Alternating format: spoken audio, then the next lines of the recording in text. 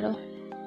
তো ঝোলটা ফুটে এলে সেটাকে অন্য একটা জায়গায় ঢেলে নিয়ে তারপর আর একটা কড়াইতে সর্ষের তেল দিয়ে, দেখছো সর্ষের তেল দেওয়া হলো, সর্ষের তেল দিয়ে ভালো করে সেটাকে নাড়িয়ে নেওয়া হলো। তারপর তার মধ্যে দিয়ে দেওয়া হচ্ছে শুকনো লঙ্কা, 5 ফোড়ন আর হচ্ছে তেজপাতা, এই সব কটা দিয়ে দেওয়া হলো। ফোড়ন, তেজপাতা, শুকনো লঙ্কা প্রথমে দেওয়া হয়নি, এটা শেষে দেওয়া হচ্ছে।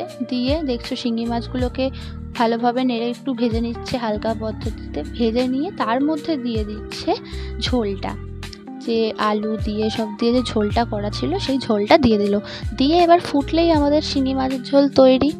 তো তোমাদেরকে আমি আমার একটা মিনি ব্লগ যে চ্যানেল আছে গোপালের রান্নাঘর, সেই চ্যানেলে তোমাদেরকে আমরা যখন দেখাচ্ছিলাম ডেলি রান্না, তো তোমরা সেখানে দেখেছিলে যে শিঙি মাছের ঝোলটা প্রায় দিন ছিল, কারণ ওটা হচ্ছে আমার শরীর খারাপ ছিল, তাই জন্যই এই রান্নাটা হচ্ছিল।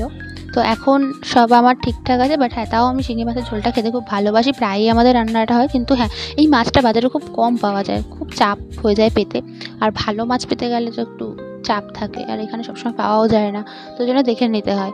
তো আজকের রান্নাটা এইটুকুই। তোমাদের ভিডিওটা ভালো লাগলে আবারও বলছি অবশ্যই লাইক, কমেন্ট, শেয়ার আর চ্যানেলটাকে সাবস্ক্রাইব করে দিও। তোমাদের জন্য আরও অনেক ভিডিও আসতে চলেছে। তো আজকের জন্য সবাইকে রাধে রাধে বন্ধু।